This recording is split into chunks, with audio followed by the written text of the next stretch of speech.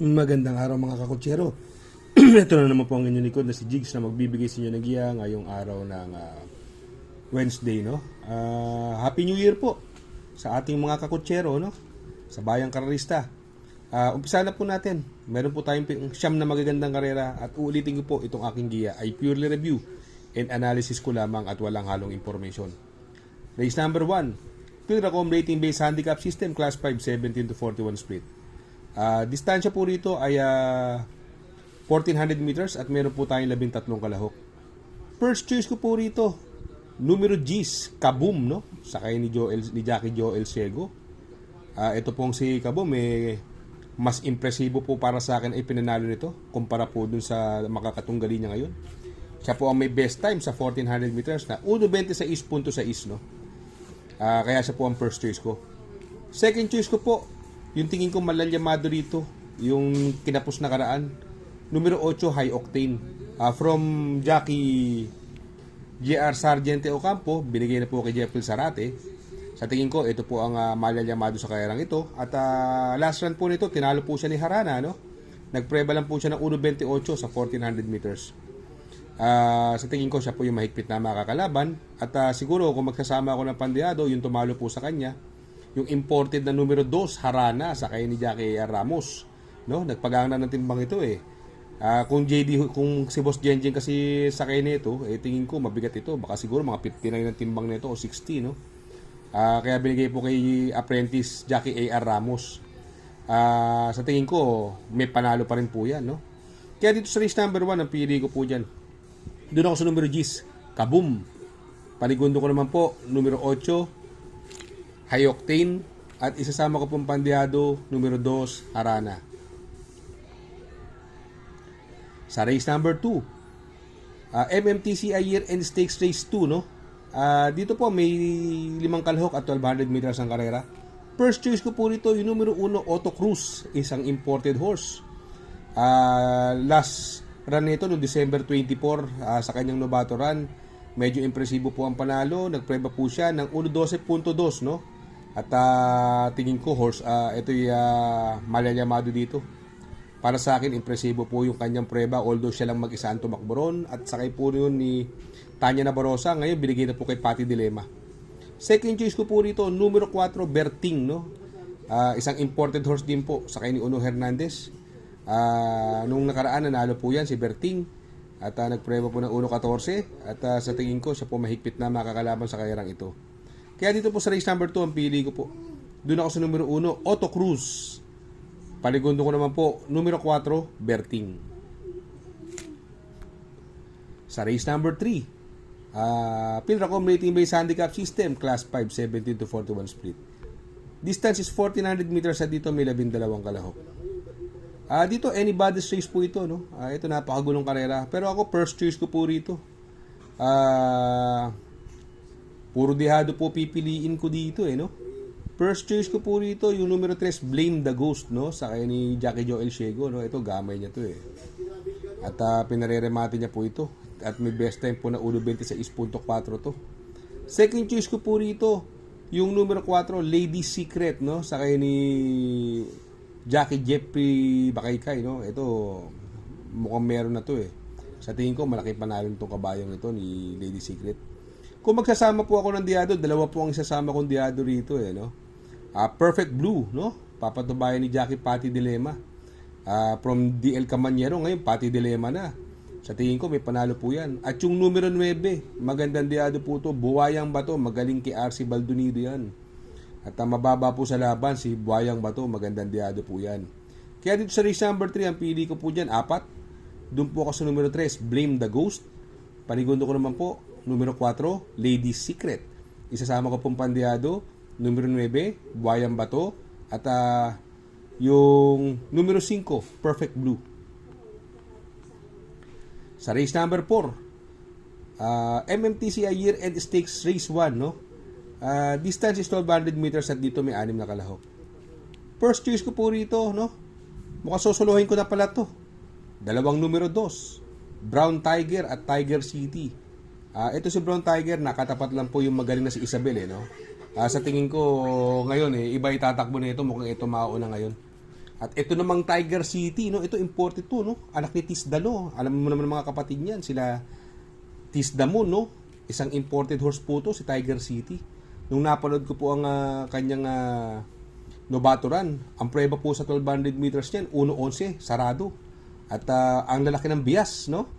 At talagang tingin ko, magaling na kabayo itong Tiger City. Molang kabayo po ito. Kaya dito po sa race number 4, no? Para sa akin po, susuluhin ko na po yan. Numero 2, Brown Tiger, coupled with Tiger City. Sa race number 5, Pilracom rating based handicap system, class 5, 17 to 41 split. Distance is another 1400 meters at dito po may 13 kalahok. Another anybody's race po ito, no? Pero syempre mamimili po tayo. First choice ko po rito, numero 7, Luke Skywalker, nasasakay ni RB Simplicio. Last run po na ito, tersero po dumating to. Although nandito rin yung tumalo sa kanya sa datingan si Marvin Spade, pero pinarimati po ito, hindi lang binigyan ng importansya eh. Pag ito po nilabas, tingin ko walang pauunahin yan eh, Luke Skywalker. Ang second choice ko po rito, yung numero 13, Wallop, sakay ni JR Sargent de Ocampo. Sa tingin ko, ito yung makakapanood ng maglulutsahan kung sakaling meron man sa unahan. Kung magsasama po ako ng pandiado, ito Buenas pati Hinete. Numero 1, Figure It Out, no? Magaling kay Jackie JL Ciego yan. At Buenas ngayon to. Lalo na pag dihado sakay, no? At dibokang dihado, JL Santiago, magaling po yan. Kaya dito po sa race number 5, ang pili ko po dyan. Doon po ako sa numero 7, Luke Skywalker. Panigundo ko naman po, numero 13, Wallop. At isasama ko pong pandiado, numero 1, Figure It Out. Sa race number 6, Pilracom rating based handicap system, class 5, 17 to 41 split. Distance is another 1,400 meters at dito may 12 kalahok. First choice ko po rito, numero 8, Majestic Star, no? Sakay ni Jackie J.D. Calagos, no? Ito, last run, segundo po ito. Ang lakas rumimati na ito. Lalo pat ngayon, maraming puro dibokang maglalaban at pwede maglutsahan. Second choice ko po, numero 9, Wildcat. Ito, always in the money at magaling kay Jackie A.R. Ramos. Possible scenario po kasi rito, andyan yung Believe in Me, Axis Deviation, High Quality, Etnad, Mr. Manilenya, puro mabibilis po yan. Sa tingin ko, possible na maglutsahan po yan. Kaya po dito, no, ang pili ko po, doon po ako sa numero 8, Majestic Star.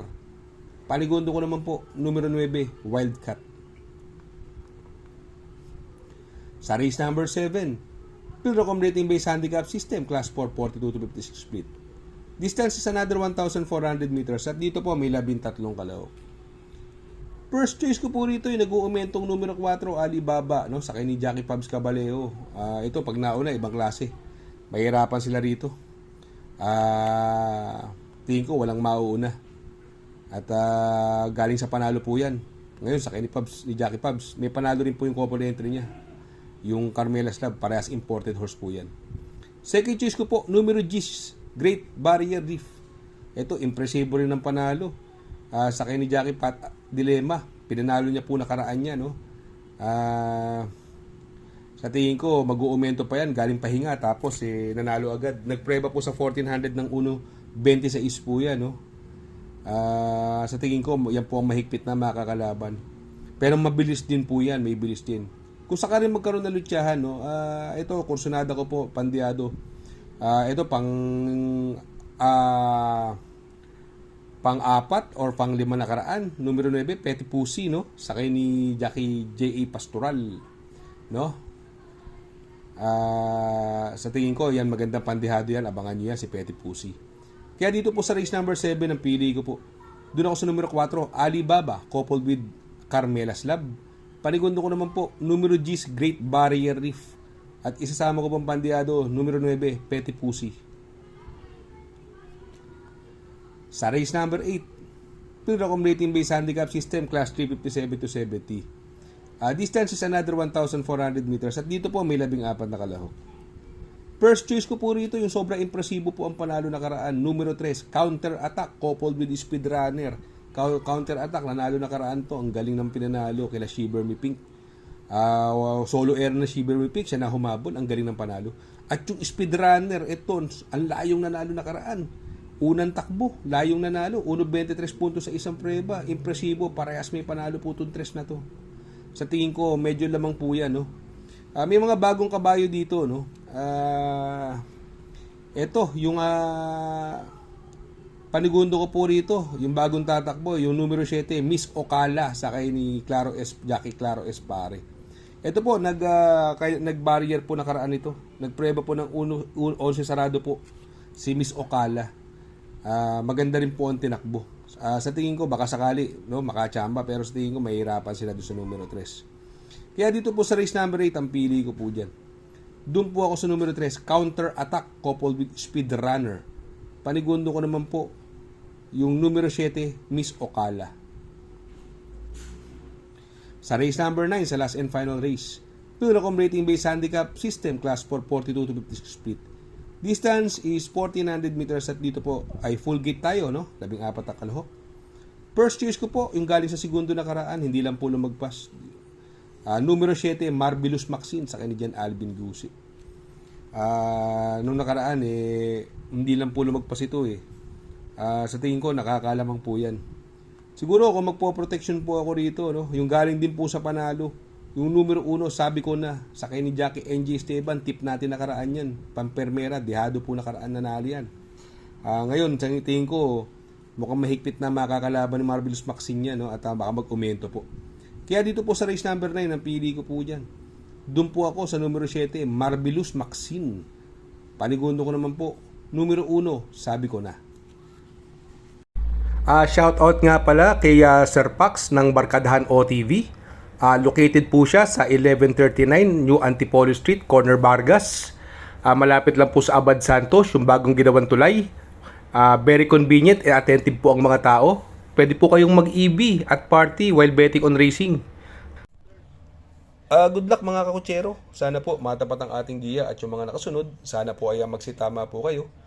Ako yung makikiusap lamang at makikisuyo sa inyo na please like, share, subscribe, and hit the notification bell para update kayo sa aking mga giya.